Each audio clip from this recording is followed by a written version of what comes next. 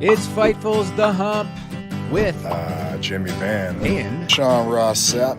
Fightful.com. Yeah.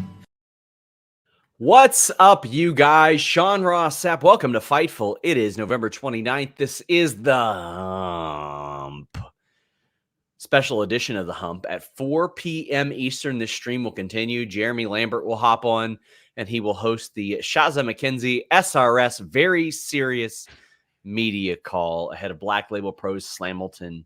I'm sure this won't get hate watched a ton. I'm sure that people will be completely normal about it. We got Jimmy Van here. Jimmy, it's been a long week. has it ever? And are you going to get cheered this weekend, Sean? You're going to be the supreme babyface in that matchup.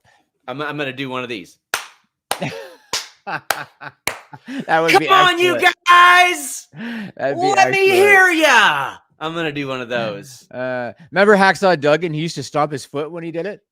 Yeah, I'm gonna back Shaza up to the corner, and I'm gonna do one of these. Amazing. That's what I'm gonna do. Super baby face right here. Super. I mean, this show, you know, we got about an hour. We've already got a bunch of super chats, humper chats. There's a topic, really a topic, and they kind of will get rolled in, but it's CM Punk, and we got some people asking about other stuff, which we will obviously get to, but CM Punk is the topic of conversation today. Again. Yeah. And did you notice Hunter on the media scrum, the Survivor Series media scrum? He said something along the lines of CM Punk is the kind of guy people are talking about him all the time. You know, he said that. It's true. Yeah. For how long have we been like, it became a running joke where at the start of a podcast, I'd be like, oh, we got some CM Punk stuff to talk about again. It's been quite interesting because for the first really 5 years of Fightful, he wasn't talked about. Even when he was in the UFC, there wasn't like a lot of talk about him. Yes. Per se. I mean, him fighting, okay. Well, then we saw, you know, how that worked out and it wasn't good. But he's there. I mean, I think he fought within the first couple of months of Fightful. And then September 2016. And by then we knew what the case was going to be. We knew that, but man, lots of stuff to talk about with CM Punk. And it's so funny because you and I even isolated a clip to say, listen, this is what we are and aren't reporting. And man, people just aren't, I want them to read the source material, but I will say this, very good for Fightful business. It's CM Punk. Yes, he is. It's a fascinating thing. He's very polarizing. There's a lot of layers to his return, and I want to tackle them one by one because this is a good opportunity to tackle all this stuff and ask you questions. So let's start off the top. So Saturday night, I'm watching Survivor Series. Punk comes out, and the way my brain works, the very first thing that entered my mind was, did Hunter confer with the locker room veterans? That's the very first thing I thought of, because in the ring, you got Rollins, you got Orton, you got Damian Priest, Finn Balor, Sami Zayn, Cody Rhodes. That's the first thing I thought of. And we've learned now that apparently he did have a chance to talk to the guys that were in the main event briefly, right? And Rollins, clued them in. He didn't confer with them. He clued them in. Right. Rollins, it looks like, was working an angle when he was at ringside with Cole. But do you have anything to add to this as far as the, you know, who knew or the talent reaction? Because I asked you off the air the other day, Drew McIntyre, there's reports that he stormed out of the building, but he's still working every show. So what have you heard about all this? Well, he's a pro, and I'll have an update on that this week. But there was some element of it that was Punk related because he had communicated some of his concerns. And it wasn't that he wasn't told, it's that he was lied to about it. And there's a difference in not being told and being lied to, is to my understanding. If it's a possibly we don't know, anything can happen, as opposed to no, absolutely not, which is what tons of top talent were told. That's what had some of that talent frustrated. Now, I know that there are some people that say, oh, well, he didn't want it to leak. Well, no shit, Sherlock. But I mean, is that worth like adjusting the trust of those people? We're going to find out an awful lot on that situation. But Drew's a pro. He's going to keep working. Right, right. Yeah, I mean, the very next night, I saw that promo that he cut at the live event with Rollins. So, okay, so you mentioned this already. So the media illiterate tried to spin this, saying Sean Ross Sapp was wrong, even though, again, you never said he was or wasn't going to be there. You only said what you were And told by WWE personnel. until he was backstage, then I did say he was going to be there. He was backstage. Triple H in the scrum kind of, verified what you had said, because he said speculation was just speculation. This came together quick. You have anything to add as far as this deal coming together? Yeah, I found out on November 19th that CM Punk and Triple H had an hour-long phone call. But even as of that point, his own friends were being told, don't know if Survivor Series is going to be a thing. But I mean, Denise even said it on our Raw post show, because after that show, I said to her, remember me telling you this? CM Punk and Triple H had an hour-long conversation.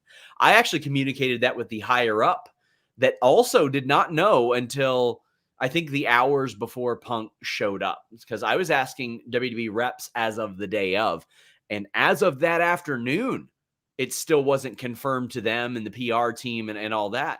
The creative team was never clued in at any point, clued in. So that's something that they've sort of had to adjust. They didn't have to change much of Raw as a result, because there wasn't a lot of it to really go through there. We had just broken on Fightful Select that that there are several in WWE who have been told that he's got a behavioral clause, Really? which that he should. We've got a ton of stuff on FightfulSelect.com. Best $5 in the business, best $54 a year in the business if you want to subscribe that way. But there's an awful lot to it. I haven't spoken to Punk personally. Again, it's always tough to gauge like who the hell he wants to talk to, who he doesn't. Understandable. But there were a lot of people that were immediately trying to say, oh, well, he was taking shots at the Bucks, etc. People close to him tell me that he wants to kind of put that past him. And that's what a lot of the I've changed is about. I think that even at this point, he's got to kind of realize like this doesn't squarely fall on everybody else. It can't be everybody else at some point. Like, and I know there are plenty of people online who still want to pretend that. Mm-hmm. A lot of people had their hand in this, but it's all about how you react to how that hand is played. And unfortunately for AEW and Punk at the time, it played into him being terminated, which Fightful Select reported this week. Bryan Danielson was sort of the final say in that. And that's an interesting thing, Jimmy, and I want your take on it, because I know you have been against talent in EVP roles and all that. And there were some people I saw, the mental gymnastics they went through to try to criticize Danielson as a part of it was saying, well, why wasn't it an EVP? Why wasn't it Tony? Why wasn't it the head of talent relations? CM Punk had been in physical altercations with all of them or kicked them off of Collision. Christopher Daniels couldn't do it. He was kicked off of Collision. Tony Khan apparently had a situation in which he couldn't respond to. All the EVPs got into a fight with him. It couldn't be any of them, or else that wouldn't have been fair. I think it was absolutely fair that they had Danielson head that up, considering he's a respected locker room leader. So I look at it like this. So I understand people griping about, oh, talent shouldn't be involved with that. But I've said many times that I think that the veterans of the locker room deserve input on things like this. I think that they deserve input on whether a guy like Punk comes in. I think they deserve input on whether or not, you want to keep a guy like Punk in your locker room. I think the veterans have earned that right. And if the veterans of the locker room decided that Bryan was going to represent them, then I have no issue with that. Like, I think that a veteran of the locker room should have had some say. Do you want CM Punk in your locker room? Ultimately, I think it came down to Tony, regardless of what the committee said. I think it came down to Tony green lighting it. I also think Tony listened to the lawyers, and I think that the lawyers reassured him, we have enough on him that we can terminate him with cause and we can stop paying him and we don't have to worry about repercussions. So I think he had all of that insight from his attorneys. But no, I like I said, I think the veterans should have say. And if Bryan was representing them, I don't see a problem with it. That's how I look at it. We've got a bunch of super chats. Punk is going to be a topic of conversation throughout this whole show. JM said, did AEW throw Bryan Danielson under the bus? No, he accepted to be a part of that disciplinary committee. He said at that meeting, almost verbatim what he tweeted. And I'm going to go ahead and explain a few things, because I saw somebody say, oh, funny, this is leaking right after Punk showed up in WWE. I've known about this since September, but I couldn't get anybody on the record to say it because they weren't supposed to talk about it. And it wasn't until Bryan Danielson tweeted what he did that sort of got people to say, you know, this is almost verbatim what he said during that meeting. And it was, my dad always told me the right thing is often the hardest thing to do. It won't always make the most money. It won't always be the most popular, but it's still the right thing. Listen, if you're coming for the moral compass of Bryan Danielson, listen, this guy mentioned how he and CM Punk had been friends for a long time, brought up the positives that CM Punk brought to the company, and also, you know, it said it was a hard decision. It's sure. Yeah. It's nothing anybody wanted to face. And let's be honest, Punk was their biggest star. He was their biggest star. So it was a difficult thing for them to face. But yeah, I don't know. It was what it was. You know, I want to ask you some more questions about Punk's return. Sure. The next one is, it just so happened that Living Color released a remastered version of Cult of Personality the day before Survivor Series on November 24, and that's the version that they used. Was that a coincidence, or did they release that because they knew he was returning? It wasn't a coincidence. I think it's okay, don't quote me on this. I think that version has existed internationally for a little bit. Okay. But they released it there. I had somebody in the music business that was communicating to me that it was likely a thing where they probably get a bigger piece of the pie if it's the remastered version, being Living Color. So I wouldn't doubt that had something to do with it as well. But I mean, that is not a thing that you can just get done.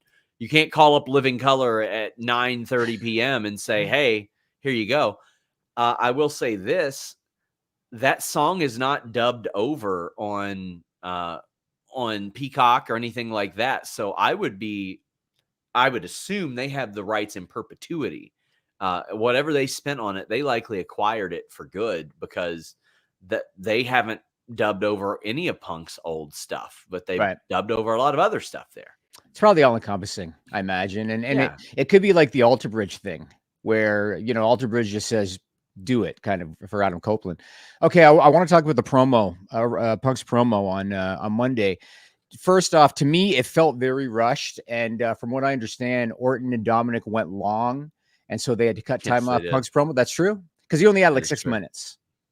Okay, that is true. That is true, and we had just posted this on FightfulSelect.com. Please subscribe. But there were some in the company that were like, you know, there were a few of us that were kind of looking to see how he'd react to that type of thing. Right. And not like they did it intentionally or anything. Yes. It's just they wanted to see, okay, how's he going to react to this? And it seemed all good. Okay. I mean, he's worked television for years, so he would kind of, you know, be used to it. So it seems like most people on social media, because I always use social media as a gauge, seems like most people are shitting on that promo. Some of them for, I think, reasons that are fair, and some for reasons that are not. On the fair side, some people are saying he's hypocritical because he was shitting on WWE not too long ago when he was in AEW, and now all of a sudden he's saying that he's home where he belongs. What do you think about that gripe first, about people suggesting that he sounded hypocritical in that promo? Understandable for sure. I mean, there were a lot of things that he said. He talked about how the company affected his mental health, his physical health. I saw people say, well, he was talking about Vince, not Triple H. Did you listen to the podcast he did with Colt Cabana? Right. He talked an awful lot about Triple H. He talked about the Saudi deal. He did a lot of those things. Now, listen, that sometimes that's the bit. Sometimes people believe that. Sometimes they talk about things without knowing how they are now, and maybe he feels better. But I mean, he was, from what I understand, he was open to going there about a year ago as well. And that was also when Vince wasn't really around. Vince came back around December-ish, but I think that time will tell with a lot of that, because the extent of the complaints that he had were so all-encompassing that I'm not surprised that when he went to a place with lesser structure, that he also was frustrated. Yes. But now it seemed like a lot of the things he was frustrated with was management and things not being approved that were said and things that shouldn't have been able to be on TV that were on TV. And now he can just be a talent. He doesn't have to worry about anybody else's protocols or anything like that. He was largely heading up Collision in many ways this year. And he had tried to take a locker room leadership role prior, but oh man. And Matt Hennessy says, with Punk, Bryan, and Cole jumping to AEW in 2022, saw Cody jumping to WWE, Vince's retirement, then 2023 has the WWE sale or merger and Punk's return. Yeah. I just keep thinking it can't get any crazier, Jimmy. I just keep thinking that. But here's the reality. I've been saying for 2 years that I think 2024 is going to be the craziest year because of all the media rights and the contracts associated with the media rights. Yeah, possible. I mean, this year was pretty crazy. I mean, you know, between Vince forcing his way back and the merger, and it has been a pretty crazy year. One other thing about the promo that I want to mention, because I saw a lot of people complaining about this, people were upset that he kept it safe and he didn't shit on AEW. And I want to just kind of make it clear, you're not being realistic. If you understand the landscape, you're not being realistic. If you thought the Punk was going to go on Raw and shit on AEW, it was never going to happen. And not for 1 second did I think going into that promo that he was going to shit on AEW. And I'll tell you why. Punk has 8 years of Titan training from his first go around in WWE, right? WWE historically has taken the path that I've talked about. When you're number 2, it's okay to take shots at number 1 sometimes, as long as you don't lean on it as a crutch. But when you're number 1, it's better to just make like number 2 doesn't exist. Yeah, but I mean, here's the reality of that situation. WWE does not pretend like AEW doesn't exist because I used to get calls and they'll I mean, WWE behind the scenes has leaked AEW information numerous times to people.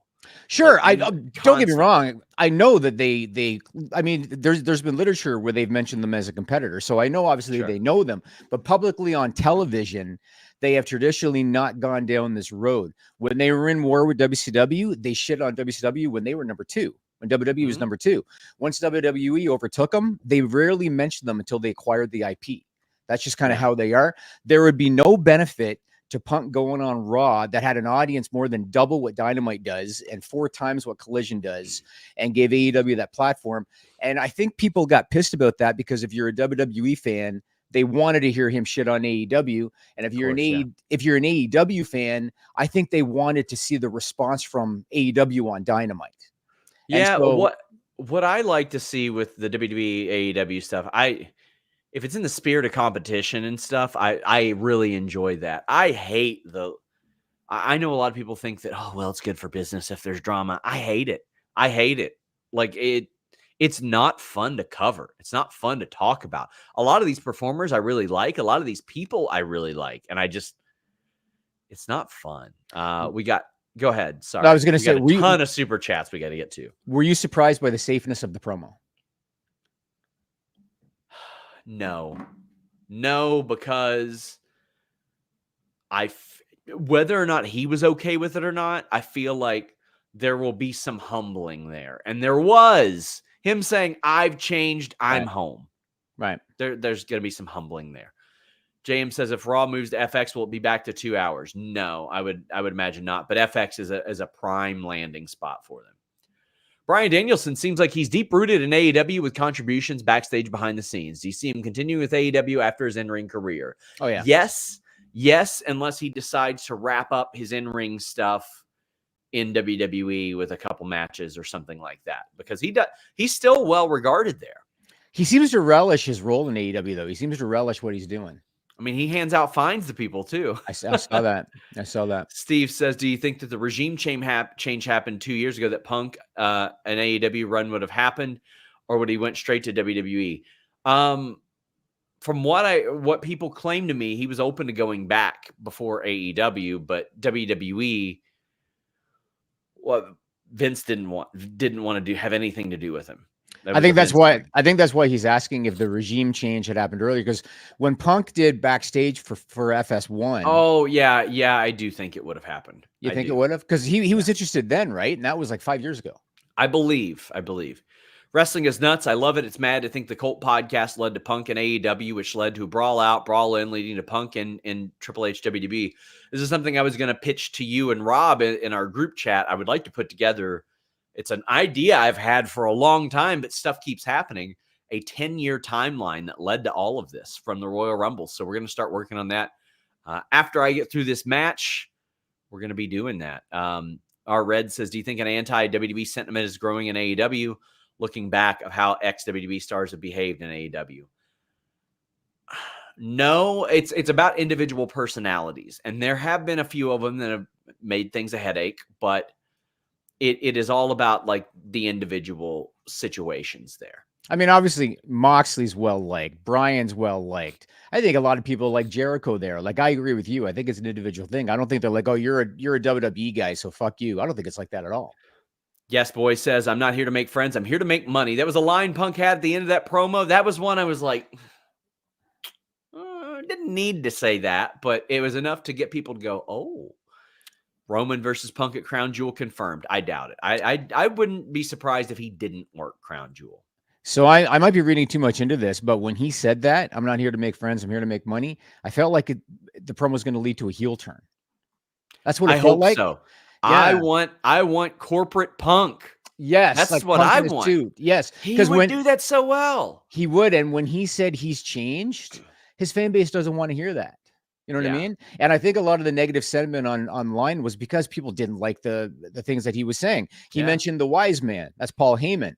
What I could see happen is I could see Punk Roman after Mania. Roman loses the belt to Cody, goes away for a while. While he's gone, Heyman partners up with Punk. Roman comes back as the babyface. And then maybe him and Punk at SummerSlam. That's what I could see happen. That would be great. It'd be great. Punk and Heyman together. Those guys are fantastic together. Yeah. So I could totally see that happen. And now Punk has a little bit of security. I'm traveling a lot, and when you travel, you got to protect your data. You got to protect your privacy online. NordVPN.com/Fightful allows me to do that. Allows me to browse safely and securely. When you go to an airport, when you go to an arena, a restaurant, a hotel, you're usually connecting to that unsecured Wi-Fi, which leaves you susceptible to having your data stolen, any number of things taken from your private connection or what should be your private connection. NordVPN.com/Fightful makes it a private connection with the fastest VPN in the world, a 30-day money-back guarantee, and a ton of other features in addition to that peace of mind that you get when you can browse safely and securely. And I'm talking all your devices: Surface Pro, laptop, desktop, PC, smart TV, router, phone, whatever you're taking with you.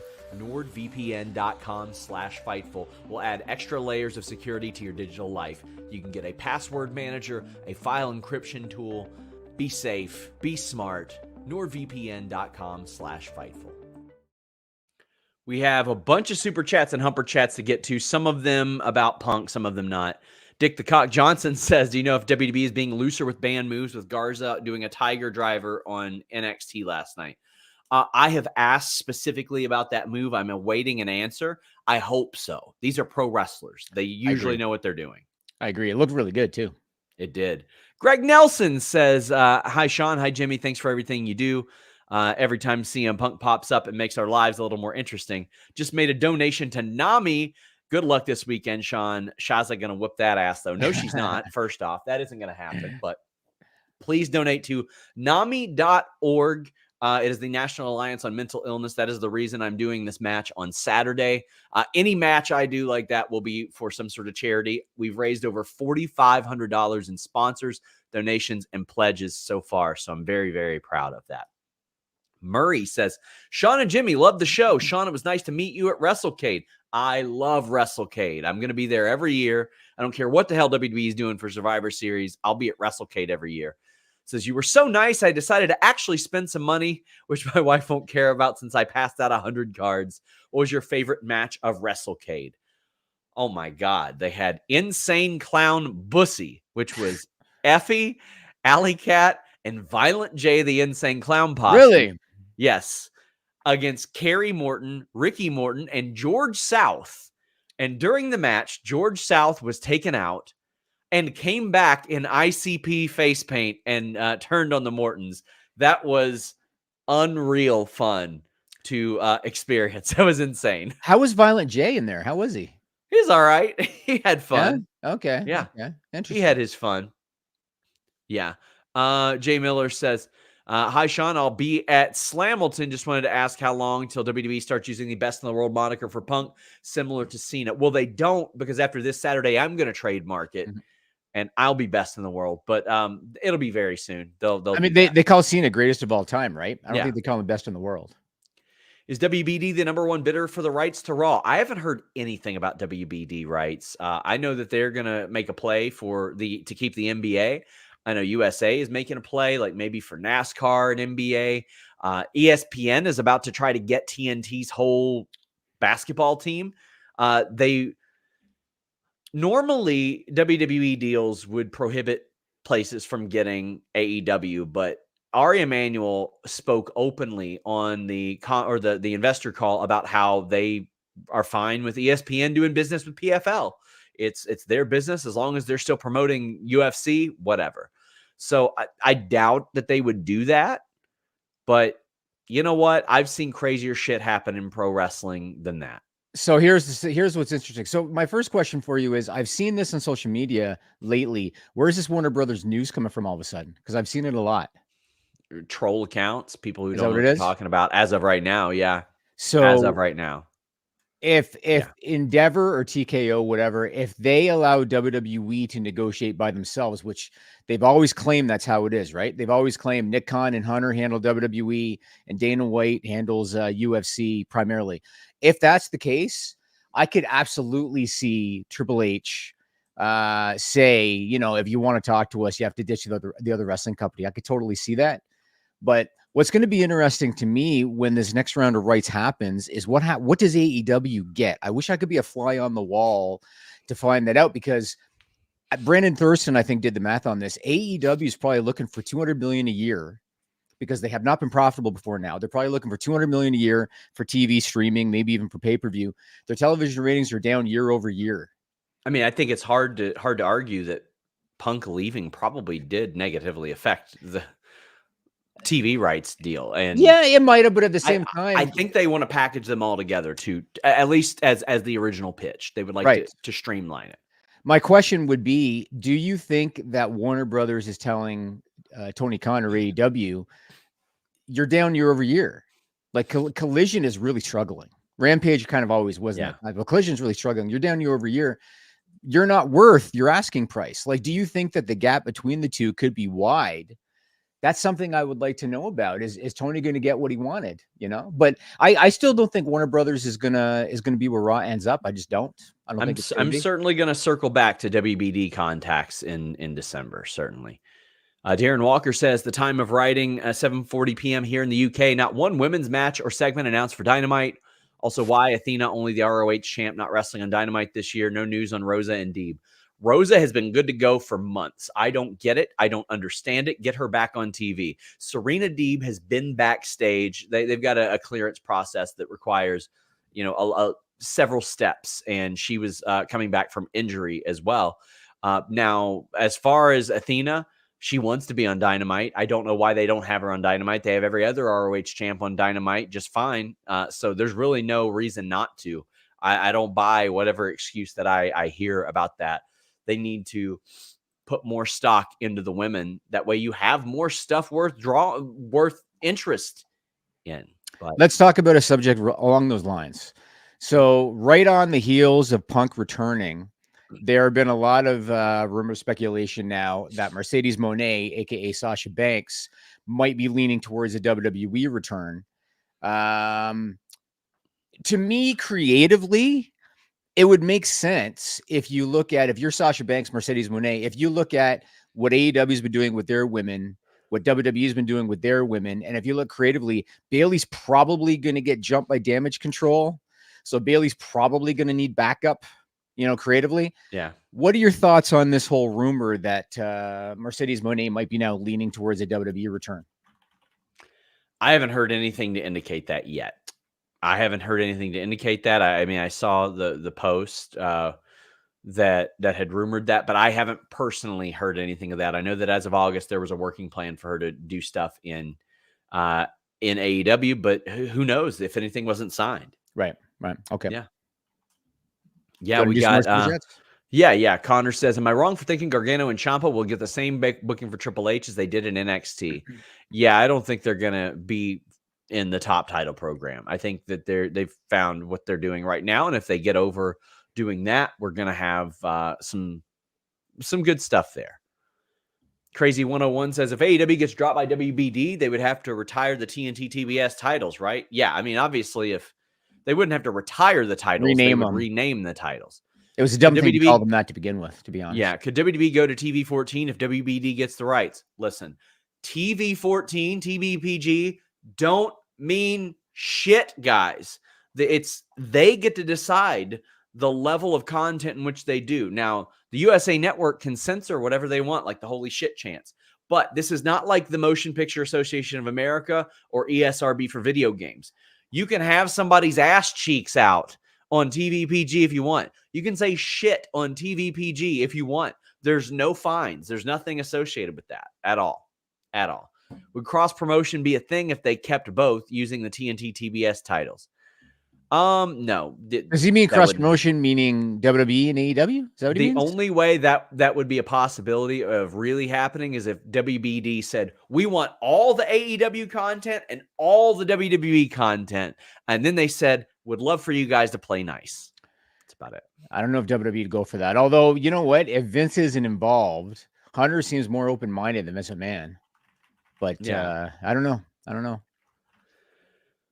Chi-Town Spurs says, watching my timeline tune into Raw to only realize slowly why they decided to tune out in the first place was very entertaining. Yeah, it was a very promo heavy Raw for sure. Let me ask you about that.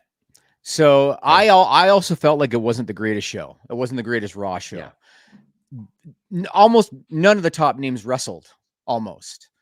Do you think that was a giant missed opportunity, or did you think that it was an okay show? Because I thought it was a big missed opportunity. I thought it was a very big missed opportunity.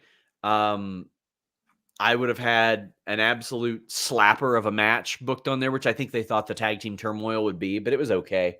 The crowd sucked. The crowd was so ass. Yes, it was terrible. And I considered making the drive down to Nashville. I'm so glad that I didn't. I fell for Orton and Punk because it's like the crowd would react for a second, but then they'd be definitely quiet. Then they'd react for a second, then they'd be definitely quiet. And Punk, he just wasn't getting the CM Punk chance like he would in other buildings. You know, he was eliciting it, like putting the microphone up and stuff like that. So he certainly was. Considering how well WWE business has gone this year, do you think that bringing in Punk was worth the risk? Considering how bad things ended with AEW. I think it probably is worth the risk. It affects AEW's momentum in a way that, you're not counter programming them. You're just bringing in a big name. As long as nothing happens that keeps them from keeping their big stars, then it's worth the risk probably, because it will be a one strike, you're out situation. If there is one altercation backstage, I think that'll be it. I think he'll be fired. I think that'll be it. And I think that he knows that. And he's probably, gonna make sure to not do that. Why is it that you think, because I agree with you, why is it that you think that some wrestlers, Punk being an example, and there's guys in AEW that you and I both know cause a lot of issues backstage. Why do you think that a guy like Punk has the mentality? In AEW, I can basically ask for whatever I want, and I'm going to get whatever I want. In WWE, I'm following the line, or I'm towing the line. Why is there that mentality difference? In what specifically? Sorry, I misunderstood it. So Punk goes to AEW. Yeah. And he basically called the shots. The all-out scrum, he was very disrespectful to Tony. Tony just sat there and ate it. I agree. Right? Collision, he's saying, you can't be here, you can't be here. Remember what I told you when All Out happened? I said, if that's Triple H sitting next to CM Punk does not cut that promo. Yes, I believe that. Why is it that some wrestlers, because he's not the only one, you and I both know guys in AEW causing issues backstage. We know it, right? Mm-hmm. Why is it that guys like Punk have this mentality? In AEW, I'm going to basically do what I want and ask for what I want, but in WWE, I'm going to toe the line. Eventually, everyone, I don't want to say everyone, but eventually people who were once new school become old school. So for CM Punk, he faced an awful lot of hurdles from some of the old school guys when he came in, and now he views himself as an old school guy. And there are ways that things should be done, and specific things like he didn't want QTV on Collision. Right. We're going to get to that. Too, yep. Understandable. Well, yeah, we'll be talking about that later. Mm-hmm. But I think he had a specific vision, and he wanted that vision to be followed. But this isn't his vision anymore. This is Nick Khan and Triple H's vision that he's a part of now. But didn't Tony have a vision though? Like, why wouldn't Punk want to just follow Tony's vision? I wish I had that answer. I wish I had that answer. Okay. What does the new lawsuit mean for TKO and Vince? And Just Mass says Jimmy's take on the new shareholder lawsuit. Yeah, I knew you were going to ask me about that. So it's another class action cash grab. That's what it is. I had a WWE wrestler ask me yesterday, and I was like, they want a settlement. Yes. So this has happened so many times. Remember, I used to tell you, if you go to like Yahoo Finance, there's always these class actions. I read the suit. It's funny because everything I said the day the merger was announced in April is what they're suing for, which is kind of funny. But they want to get more board members on board this class action because the stronger they can make their case, the more money they're going to be able to potentially get in a settlement. Basically, what they're saying is that they're suing Vince, they're suing Nick Khan, Hunter's part of it, a few other board members, and they're claiming that Vince and these other board members breached their fiduciary duties by bringing Vince back to the board in 2023 and by putting Vince's interest above holder interest by doing the Endeavor merger because they claimed that there were better cash offers that were available that WWE didn't even counter. They claimed that there was one offer between $95 and $100 per share in a cash deal that would have removed Vince from the equation. They didn't even counter. They could have gone back for maybe 105, 110. They took the Endeavor stock deal at $95.66.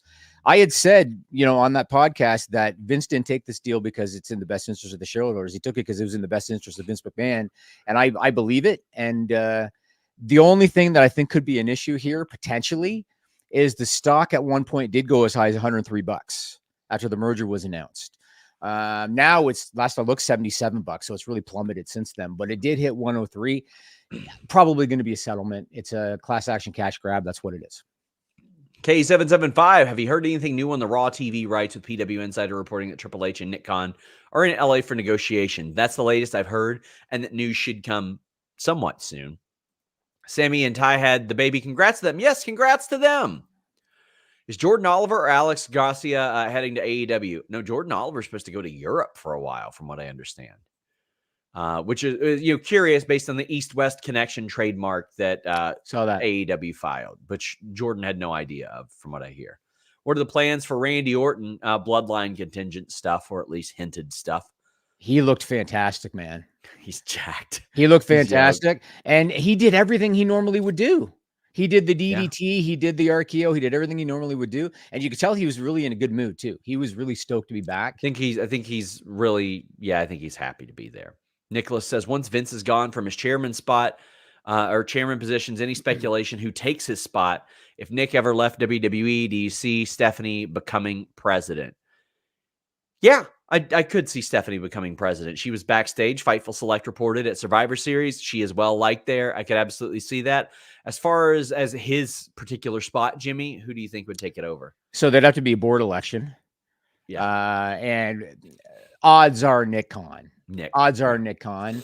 But that's the way it works. Because it sure looks like they're trying to set up for a vote of no confidence for Vince. And if that's what happens, they got to elect a new chairman, probably Nick Khan. That wouldn't surprise me. Sean, you said in the Punk Q&A that nobody cares, and WWE cares what Vince thinks anymore. Do you think Ari Emanuel keeps him around as a figurehead, or do you think they eventually ease him out the door? I think it's exactly what Jimmy said. Jimmy called this a long time ago. The term we sort of used for our audience is they bang bust him. That's what's happening here. It's just a very fruitful bang busting for Vince McMahon to leave with an awful lot of money. I think eventually he gets phased out. It's hard to feel sorry for the guy. I mean, he just cashed out like $600 million worth of stock. So, have you heard if Fox or NBCU have requested to keep Punk appearing on Raw or SmackDown? He's listed as a free agent. As Anthony Mazzone asks about SmackDown, don't know as of yet. Fox likes him, but WWE's loyalty much more right now in the court of USA Network because they're paying them past a year from now. And they're looking to get a new rights deal. So Yes, you want to get that up. Exactly. Question about Punk. Do you know if there's a plan for him to work live events? Because he was injury prone in AEW. I think you might want to hold off on that. I haven't heard of one, but it Okay. wouldn't surprise me if he insisted on doing it either. Really? He likes Live to work. events. Guy likes to work. With WWE now under Endeavor, do you think the leash is a lot shorter for wrestlers with bad behavior, i.e. DUI, Punk's history of going against authority? No, absolutely not. John Jones, Dana White, absolutely fucking not. Pardon my language, but no, absolutely not. So I want to reiterate again, because Hunter mentioned this on the scrum. WWE and UFC are not micromanaged. So Endeavor, Ari Emanuel are not micromanaging Hunter and Nick Khan. Hunter and Nick Khan are running the show. And Hunter even kind of joked on the scrum that the Endeavor executives probably found out about Punk while they were watching Survivor Series. They That's did. what he said. Yeah.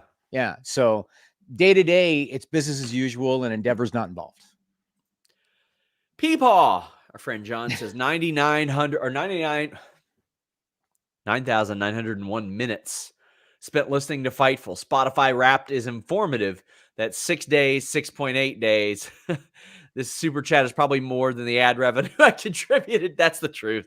Have a great show, fellas. Thank you so much. We are largely publicly funded. I mentioned that the other day, and people were surprised. I was like, because people were like, yeah, you're after the clicks. And I was like, buddy, clicks are like our 5th highest revenue driver at Fightful. Like not even close. But yeah, in addition to YouTube, we are on audio platforms everywhere, guys. Red Circle, Spotify, Apple. If you leave us a nice review on any of those, it helps so much, even if you listen here on YouTube. How has Punk changed in 3 months? Well, he lost his job. That's how. Yeah, there you go. And he knew that I do, as of now, until I'm shown otherwise, which quite possibly I will, he's looking for a clean slate. This is his opportunity to clean slate. He went to that other place with some obvious grievances. Now he's got some now, but listen, you got to clean that slate. I think he can't overlook his desire to earn a paycheck too. Yeah. That's a big reason. Wayne says, sending love from the Bay, SRS Jimmy Van. If you can plan a non-working friend date quality time hang with CM Punk, what would it be? Thanks for all you do. Probably watching some Joe Kenda show, because I know he's a fan of Joe Kenda stuff, or, watching a Reds-Cubs game. Oh, there's no question I'd go to a hockey game with CM Punk. Yeah. No question. I go. would dig that too, because he knows his shit. That'd be fun. AJ says, I would spend the $35 or whatever ridiculous fee the overpriced Canadian Sportsnet package is to watch WWE pay-per-views if we got corporate Punk. I think it would be phenomenally creatively satisfying to do that. Oh, he would be hated. His core fan base, he would be despised. Yeah, that would be good.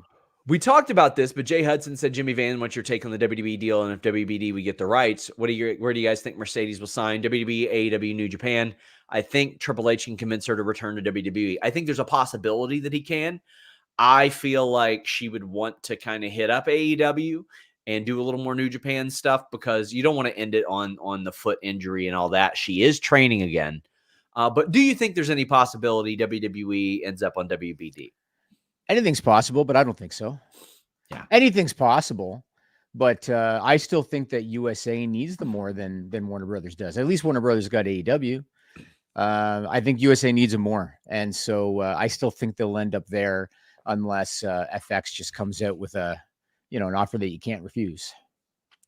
Who do you think gets Punk's first interview? Ariel Cormier or Ramondi? It'll either be Sports Illustrated or ESPN, because that's how WWE operates. Within the wrestling space, it'll probably either be Ibu of Wrestle Purists or Wrestling Perspective Podcast here on Fightful with Lars Fredrickson and Dennis Farrell and probably Ace Steel. I joked on Twitter that if they sold tickets to Broken Skull Sessions with CM Punk, they'd sell out the studio. Like, that would be incredible. And so I hope that they bring back Broken Skull Sessions for an interview with CM Punk. That'd be fantastic. They could knock out 2 hours like nothing. Any more news on Julia Mercedes? No, there was interest. There's interest in Julia. I had never heard she was slated to go to the Performance Center, just that there was interest. Any reaction to AZM's comments on wanting to challenge EO? Well, I don't expect it to happen, but I don't blame that for happening to get some buzz. Absolutely don't blame it for happening. But Julia is going to be in high demand next year. Raheem sends a super chat. If there's a question there, let me know. Orton has said Triple H asked him, do what you want to make friends, or do you want to make friends or make money when Orton was acting up? Do you think Triple H said that to Punk? No, it's just something that I think that Punk has known for a very, very, very long time, and is just something that he wants to make his money and get in and get out. Yeah, and Hunter wasn't there, right? Because Hunter, you said, was with Nick Khan in L.A., so he wasn't at Raw. Ryan says, hey, Sean, how was Punk backstage? Mike Johnson just put out a report saying Punk made sure to talk to everyone and he was happy to be there.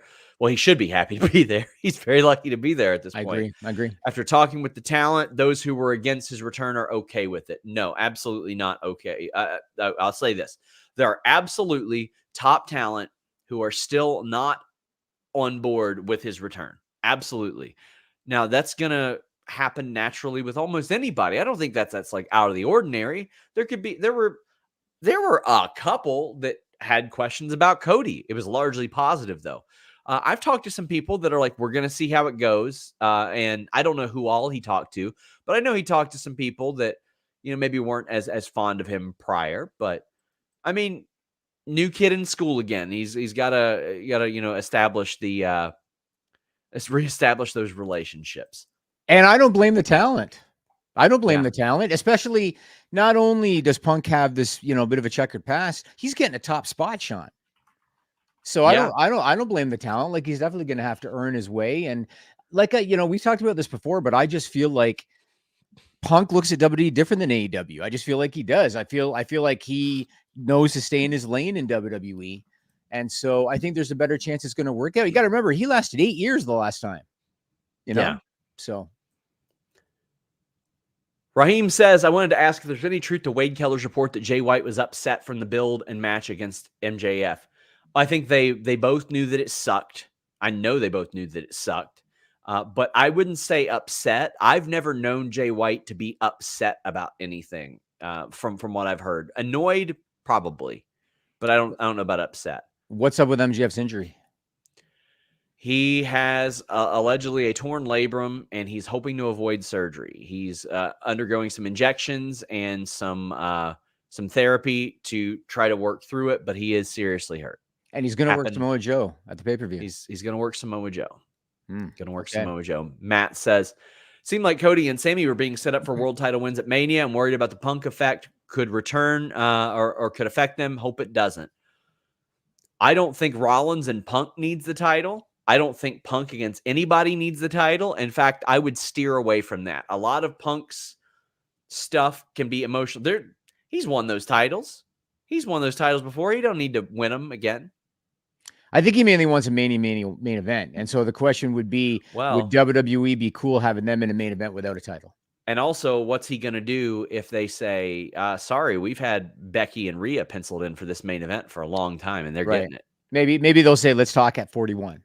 But yeah, because he said he's going to get everything he wants out of that company. That was the big thing he wanted. Yes. Can you imagine a world where Triple H, Nick Khan not only got Punk back, but they also got Mercedes and land Julia? It'd be insane if they can. Yeah, especially if Julia can transition to the States.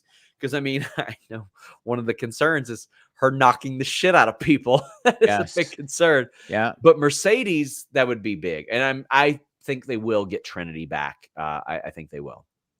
I think the WB rumors come because One Bill Phil is with WWE now. Possibly, but I mean, WBD didn't sign CM Punk because like WBD didn't bring in AEW because of Punk. Like they already had that deal. I think the rumors are coming up because they might lose the basketball rights, right? And if they do, then they've got the budget. I think that's kind of where it came from. Percent of AJ Lee coming back. I would say about 30%. She seems happy in retirement. I hope she does. A Royal Rumble appearance, a Hall of Fame induction, I think would be great. I would love to see her in the Rumble. That'd be great. That's one thing she hasn't done. Yes. I'd love to see it. What's your gut telling you as far as where she's going? I think she'll do at least one AEW match personally. I know Ibu is suggesting she might be going back to WWE. I just haven't heard that yet. I'm going to ask around though. But I think here's how I feel. I think 95% she'll be back in WWE in the future. At some point, yeah. at some point.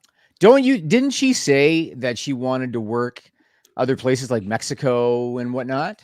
Yeah. Not just Japan. She was training with Maddie Rankowski, who just got signed by WWE as well. Right. Like, I think she still has more she wants to do before she would go back full time. Guys, get your super chats, get your humper chats in. We'll be cutting them off with about 5 minutes left in the show, and we only got about 10 minutes left because at 4 p.m., it is the very serious media call between myself and Shaza, in which I will need to take a big piss before. When is Okada and Seth Rollins' contract up? Stay tuned on both of those. I'm working to find out for sure. Is Punk working full-time? If you consider weekly TV full-time, that's what I was led to understand. SRS, how personally surprised were you that Punk went back to WWE? Pretty surprised because of how everybody in the company were just like, nah, we're good. We're good. And then the day of, boy, did that change. But even the day before, people said, put a percentage on it. And I said, 25%. So I was 75% surprised.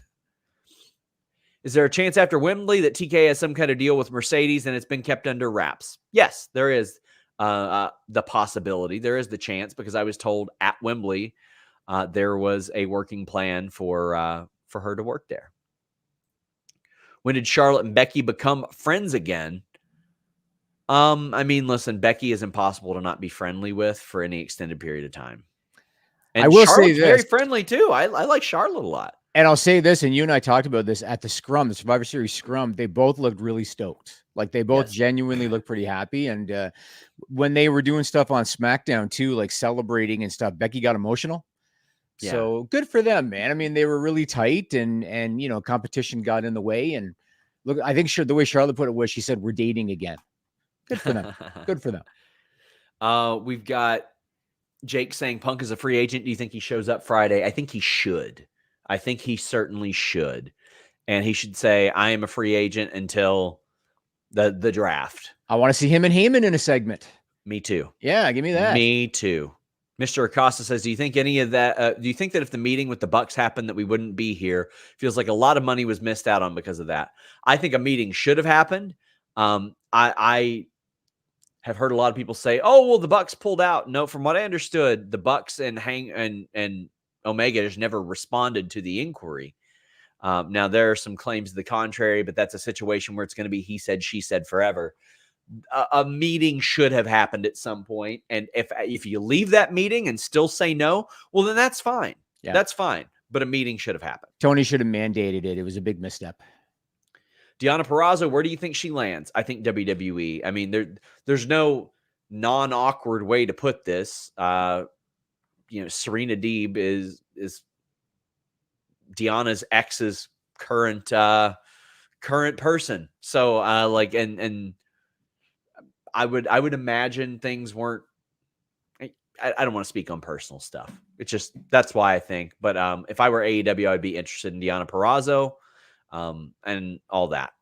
Do you think it was a mistake for Tony to hire Punk for how it ended? No way. It was a brilliant move to hire CM Punk. Oh yeah, for sure. With Chelsea becoming an essential part of WWE, do you think if WWE is interested in Deonna, would be open to speaking with Triple H, WWE? I know she's open to speaking with Triple H and WWE. I think it would be flat out ignorant for WWE to not speak with Deonna Purrazzo because she immediately went out and showed that she was who people thought she was. Husha says, did the AEW stuff garner heat on Punk in the WWE locker room, or is it all different stuff? Why do people so many hate him? He was away for 10 years. Listen, man, I can only explain it. I can't make you understand it. And he's a polarizing guy. But yes, a lot of the WWE and AEW people are very, very good friends. Right. That's the only thing I can say. Frank says Punk working WWE and having 0 incidents is the best thing for him. So he can just say he was right all along and not a problem. Love the content. And I fully believe he would say that. Like, look, I didn't have any issues in WWE. And it's like, okay, but goalpost being moved there. Yeah. We got Rock Hard Joel Wood saying my take on Punk, and this comes from the Scrum comments. He never respected the environment or management in AEW. I think he respects WWE more because in his mind, that's the big leagues. Yes, because they flat out said that during the Scrum. It's like a lot of these people had never been anywhere, et cetera, et cetera. Oh, man. New Age Asshole says, hey, Sean, why is Vince Russo always on my timeline making weird comments about you? What's his problem? It is Vince McMahon or Vince Russo struggling. No, it is Vince Russo begging and struggling to stay relevant, and him realizing that saying negative things about me keeps him more relevant than admitting that I am fantastic at my job, just like he said for the first several years of Fightful. I honestly don't think Vince has a problem with you in real life. I think that it's like you said, kind of trying to stay relevant. I agree. I finessed one of his good friends out of a $1,500 donation. I said, I bet I can get Vince to do an hour on me. I got Vince to do 90 minutes on me. I was in there trolling the chat like one of those FBI agents trying to keep somebody on the line. That was me in that chat. Listen, Vince isn't relevant. That's it. And you know what he'll do? He'll chop this up. He'll put it on his little show. He'll whine and cry and hee about it because he is a puppet. I will say, I just want to say for the record, me and Vince were always cool. He was cool to me. I had no muted. Any news on Tessa Blanchard? Yeah, Tessa's working here and there. She's working here and there. Does Roman Cody 2 need a main event instead of CM? Yes. Absolutely. Yes. So let's talk about that quick. So Tommy, I don't have time. I gotta piss. All right. I'll tell you who can talk about it with you. This. Oh, there you go. There you go. Hi, Jimmy. How you doing, Jeremy Lambert? I'm well. How are you? I'm okay. Been a while since I've seen you. Yeah. What are you guys talking about? So somebody just said, should they do Roman Cody 2 at Mania instead of Roman Punk? And I was about to say, before Sean had to go take a piss, I was about to say that Tommy Dreamer on Busted Open Radio said they should do Roman Punk at Mania, and I could not disagree more with him, because you're already giving Punk a cherry spot. Like, you already brought him back, and he's going to be in a plum spot. Giving him the spot, I don't think he's earned it. So I don't agree with that at all. All right, let me tell you about my idea, Jimmy, which now you know how I kind of operate, so I get fired after this one. Night 1, Cody and Roman for the undisputed Universal title. Also night 1, CM Punk, Seth Rollins for the World Heavyweight title. Right. Punk wins, Cody wins. Night 2, title for title. Punk and Cody, title for title. Punk wins. Get all the belts on Punk. I'm going to hope that you're just being sarcastic, right? You're being sarcastic.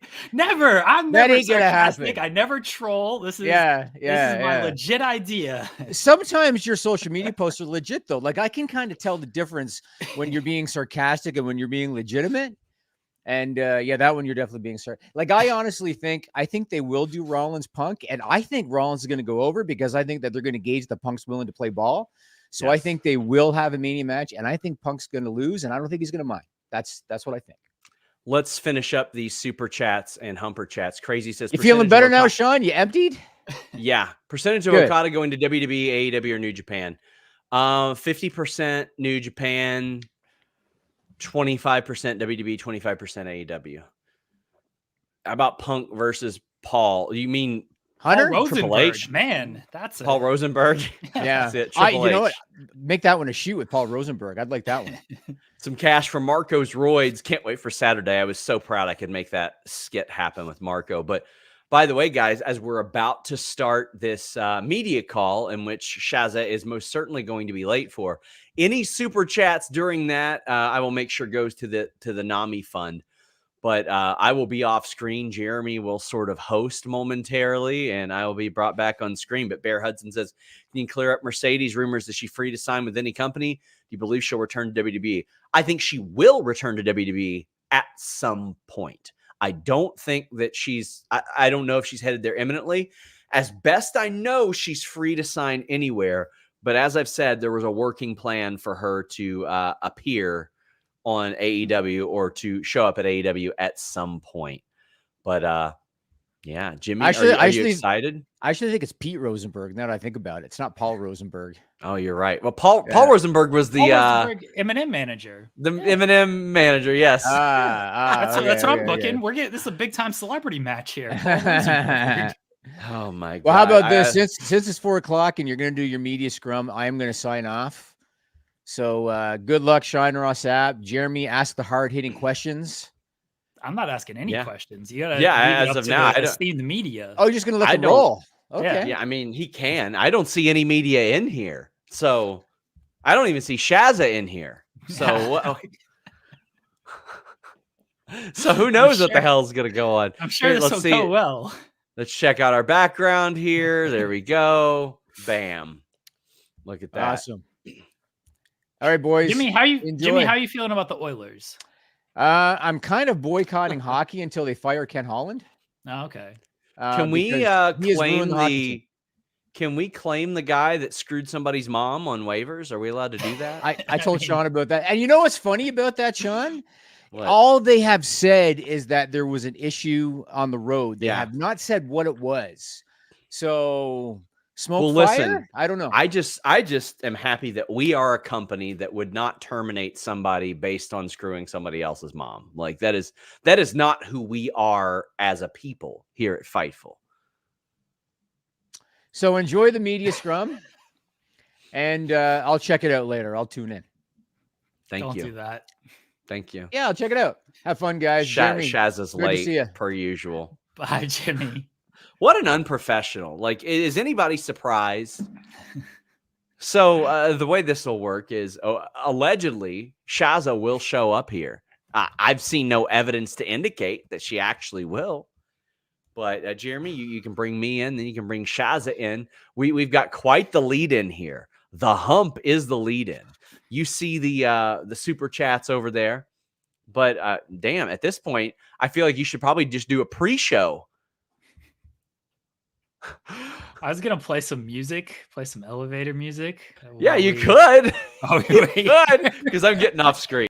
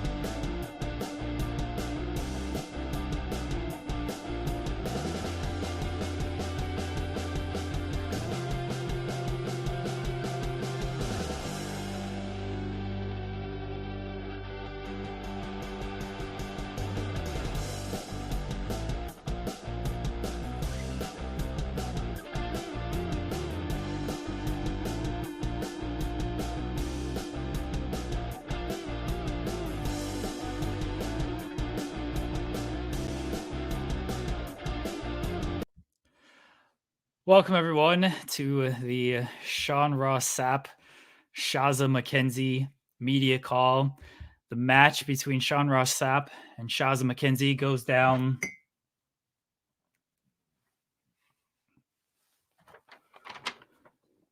this weekend, this Saturday, December 2nd, Black Label Pro Slamilton at the Berwyn Eagles Club. Money from this match will be donated to NAMI. Ross Sapp making his return to the ring. Illustrious return after 7 years away. Esteemed journalist, scoopster, the $5 man, Ross Sapp. He'll be taking on Shaza McKenzie, the queen of OnlyFans, multi-time wrestler.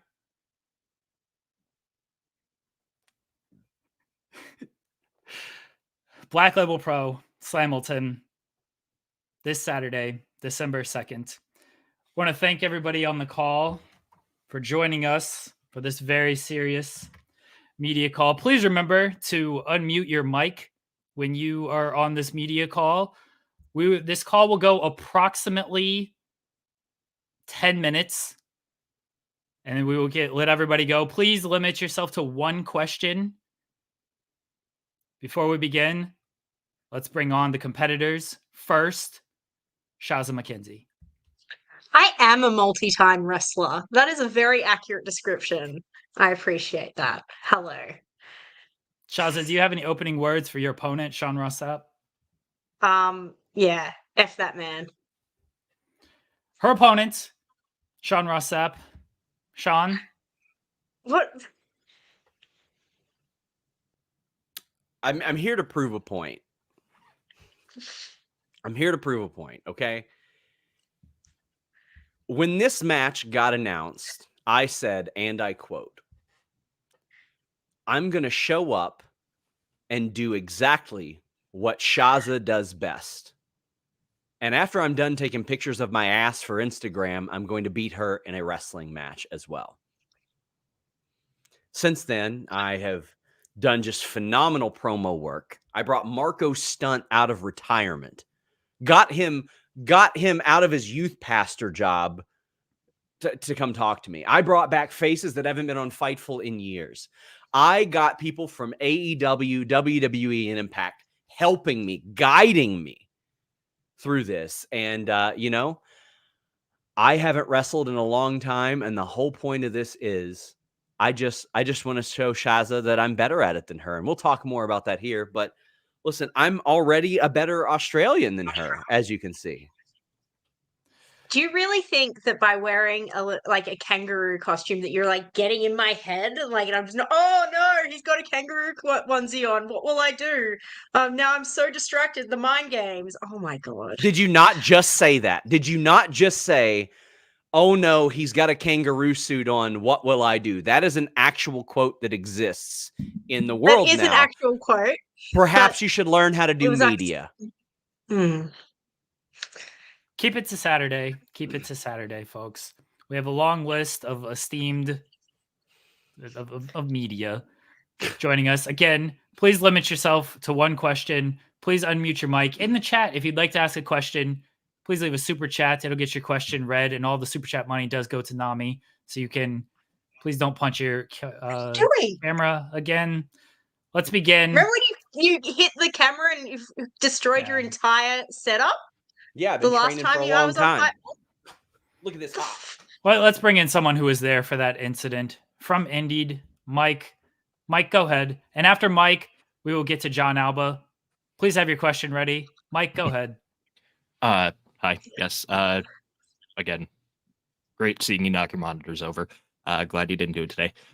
You've been calling out Shaza for months, Sean, even engaging, in the face-to-face as far back as April on Indeed. In this time, we've seen Shaza have a hardcore match, 2 street fights, 2 death matches.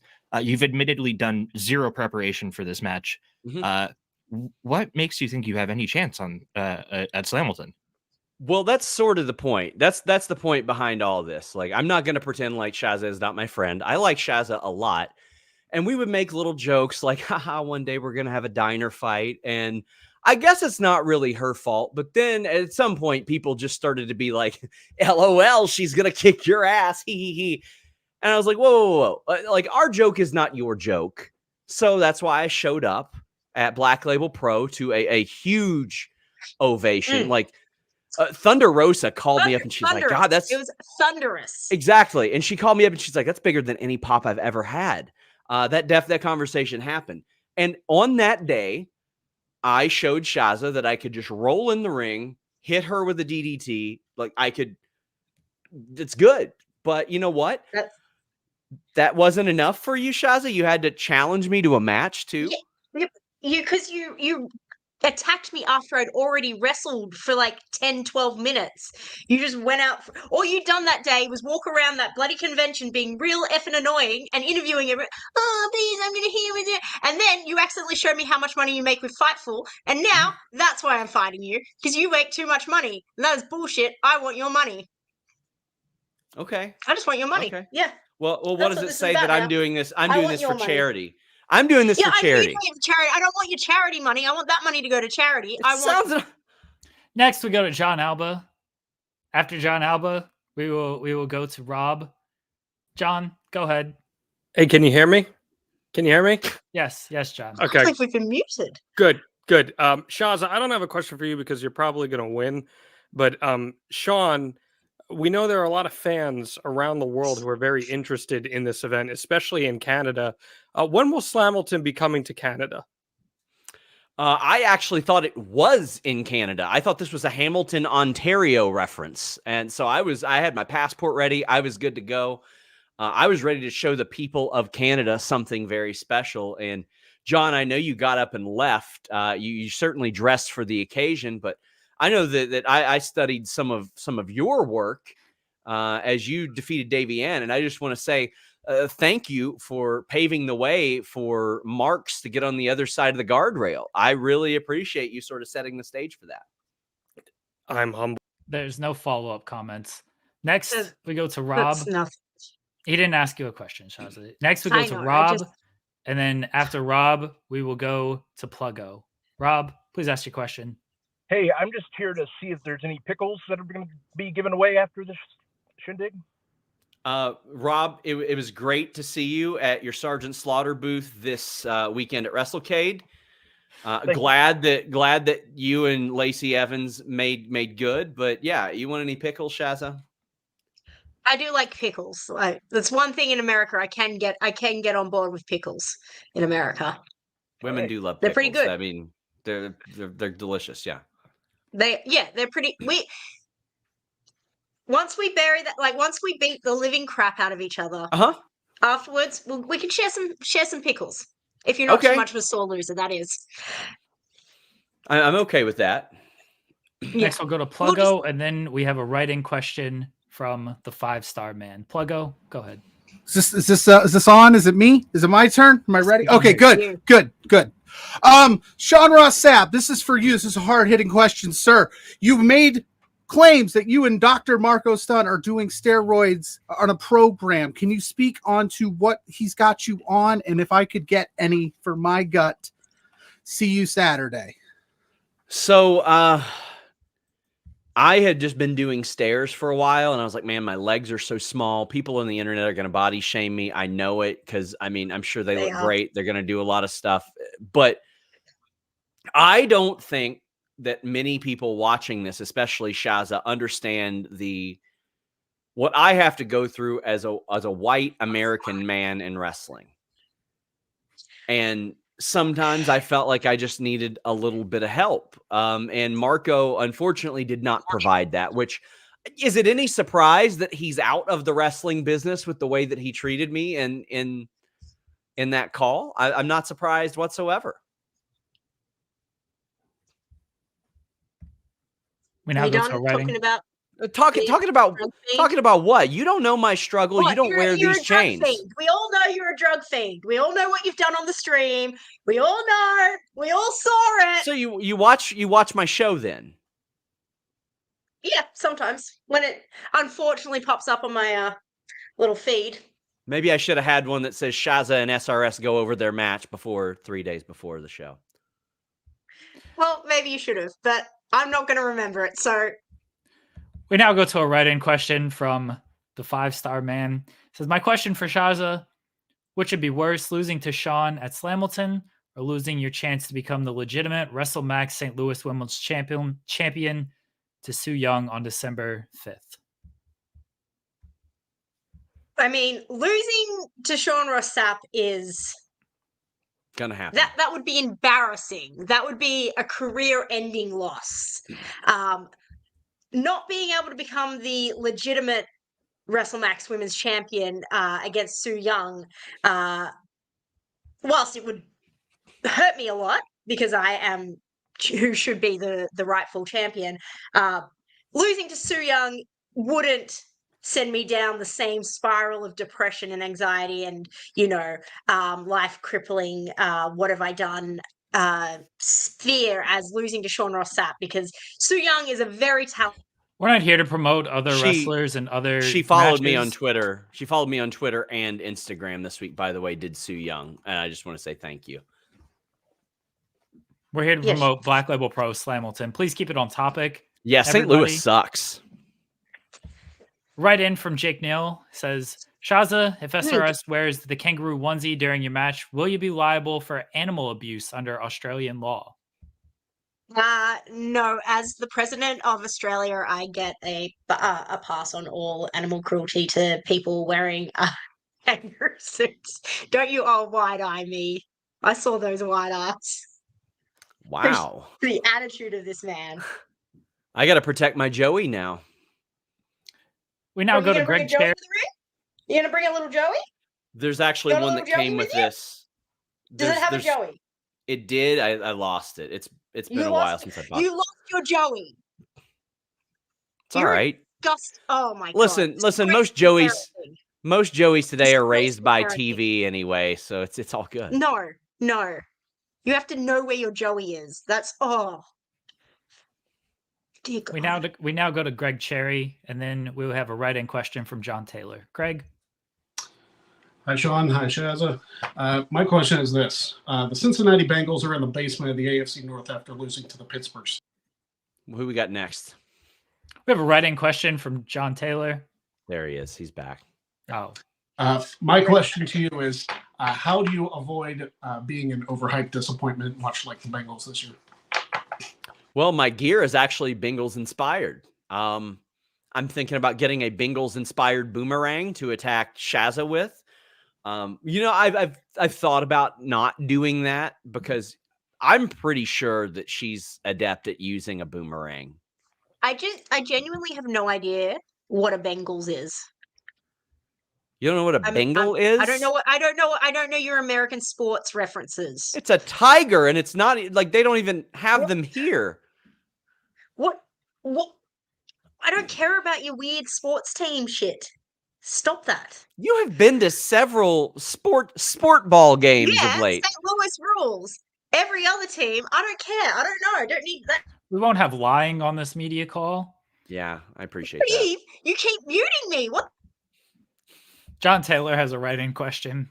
My completely unbiased question is for SRS. It's not a matter of if you beat Shaza, but how quickly you plan on ending the match and show your superior wrestling skills. Well, the beauty of this match is it's a street fight. So if I want to show that I'm a better wrestler than her, I can. If I want to beat her mercilessly with weapons, like I've got plans. I'm going to bring thumbtacks. I'm going to bring a kendo stick. I'm bringing a boomerang. I have specific plans and visions in my head of using all of these. But also, if I want to, I might hit like a really beautiful drop toe hold on her. I might do one of those. I might bust out some moves that people have never seen in wrestling before. Not the deadly drop toe hold. What will I do? Your toe will fucking hurt. That's what will happen. And you know what? Oh, no. You know what? I hope all your OnlyFans subscribers like that content in a soft cast on your ankle because your toe is going to be aching when I'm done with it. Okay, but there's definitely a market for that, so thanks. That's what I'm here for. Ryan Sullivan does ask, are boomerangs allowed? Yeah. Well, yeah, they are. So yes, we're going to make sure there will be boomerangs because I am going to get my hands on a boomerang. And I'm going to throw it because I know how to throw a boomerang properly. It's going to whack him in the head and it's going to come back to me. And then that's it. That's all I need to do, right? Just hit him in the head with a boomerang. Get the right spot. He'll be out cold. We now go to Caden. Caden. Hi, can you? Caden, you got to unmute your mic. Caden, you have to. I'm so. Caden, you've got to unmute your mic. I'm trying. Is it? Okay. Can you hear me? Yeah, there you go. So Sean Ross Sapp and Shaza, you guys are making headlines, but someone else making headlines is Taylor Swift. Could you see yourself stepping in the ring with Taylor Swift? Is Yeah, this for me or for Sean? it's both I of would us. never You step go in the ahead. ring. I would never step in the ring with Taylor Swift because she's the queen, and we don't fuck with the queen. We worship the queen. We embrace the queen. We give her thousands of dollars of money because she needs more, obviously.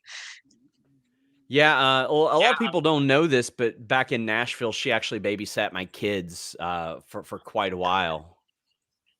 So yeah, I would love to work with Taylor Swift. Do you Yeah, think you're a I'd double be open J? to. Is that what you think you are? Do you think I'm you're Jeff better. Jarrett?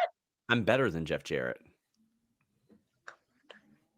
We have a write-in question from Triggered84. After the easy win versus Shaza this weekend, what's next for SRS in the world of pro wrestling?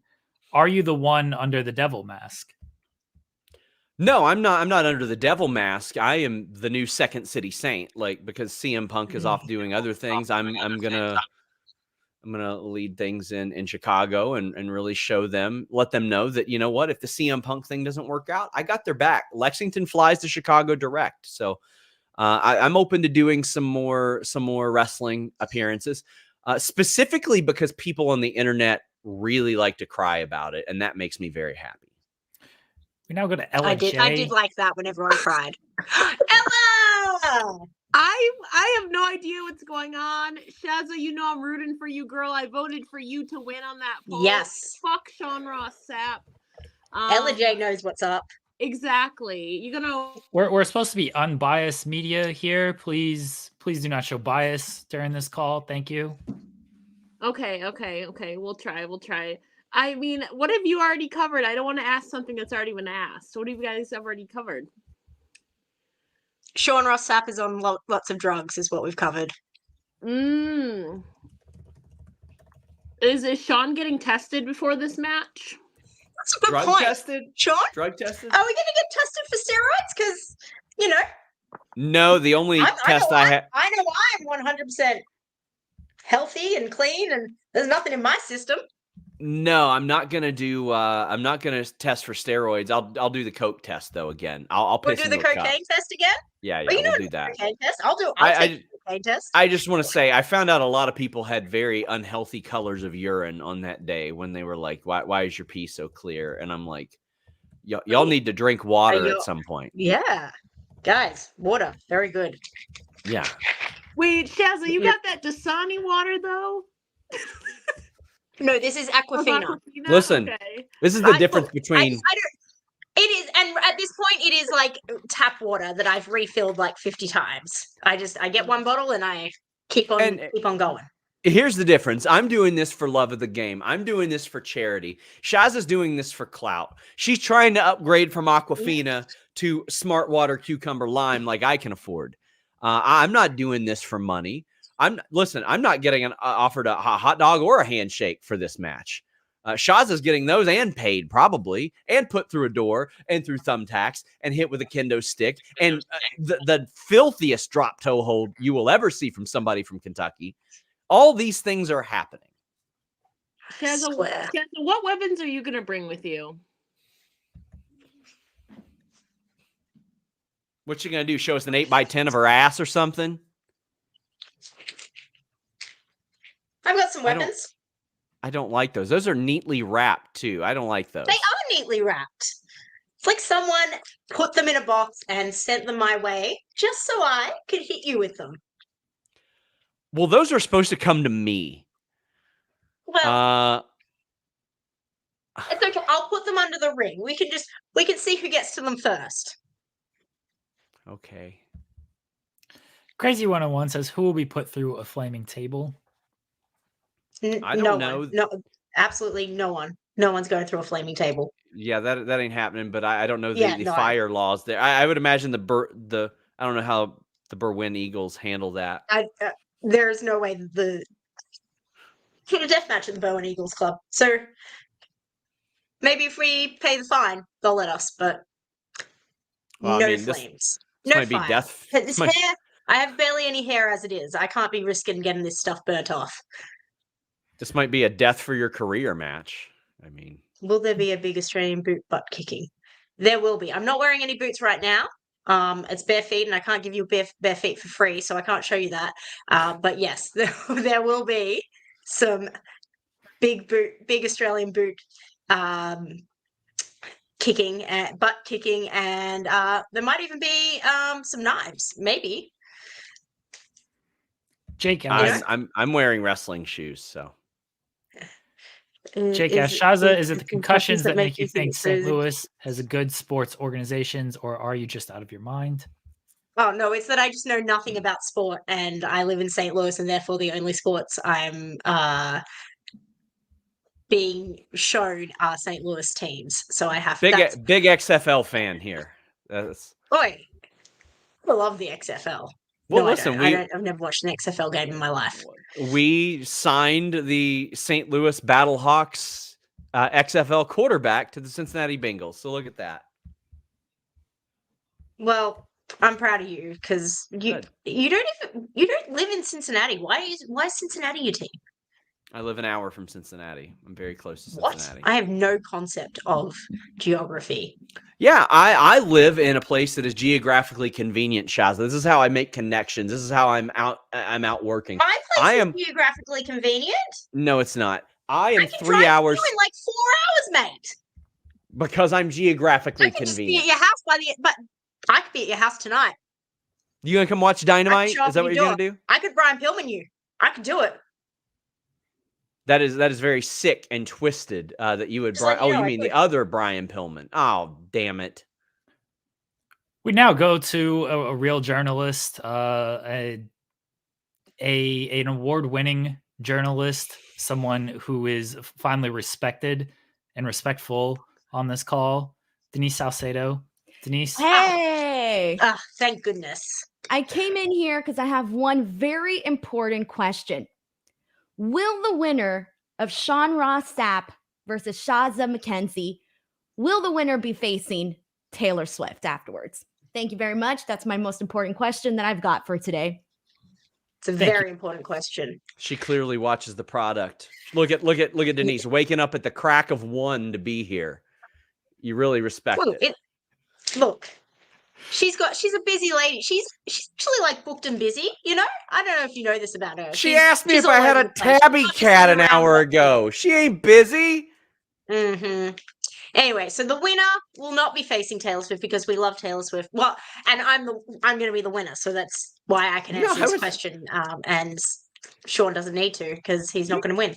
I would face Taylor Swift in a heartbeat. You know how much money I would make doing that? I could say piss off to everybody. I'm just coming for your money. RF Gaming Channel just says thank you for supporting Nami with this. Well, They've helped me with their support groups. Great job. Go Ravens. Ravens I don't know who the Ravens are, but sure. Go Ravens now. I liked this guy, so go Ravens. Pluggo asked, do you need me to bring some skewers? Why is everyone on? What is he doing? Are you twerking? His tail wags. Are you twerking? Damn right I am. am. This is the middle of the day. There are kids watching this. I'm sorry. I'm sorry. I know a little bit about mature content, unlike some people. Do you need skewers, Sean? He doesn't need skewers. I need some skewers. Speaking of immature content, Kate, do you want me to bring some skewers? No, please don't bring skewers. Kate, do you have a question? Hi. Yes. This one's for Sean. It's a two-parter. One, no 2-part questions. Why haven't you fired Velveteen Dream? I think it's something that we need to discuss. And also, have you talked to, consulted, and listed the services of, and I have to ask it, I know you probably can't reveal, but Michael Dundee of Crocodile Dundee in preparation for your match? Well, I'll just say, we've done an internal investigation, even though Velveteen Dream has never worked for us. I appreciate the fact that it's asked on every media call because that's the only thing that people should worry about. We have confirmed that he is, in fact, out of the wrestling business whatsoever and has no affiliation with Fightful. But I appreciate you asking because it's the responsible journalistic thing to do. Thank you. I don't remember the second part of the question. It's not important. Sean, after you win with an Australian destroyer, when is your OnlyFans starting? Yes. My wife's a school teacher, so probably pretty soon. And Jake asked, Sean, will you blame your loss on the emotional stress the Steelers brought to you after they beat your Bengals again?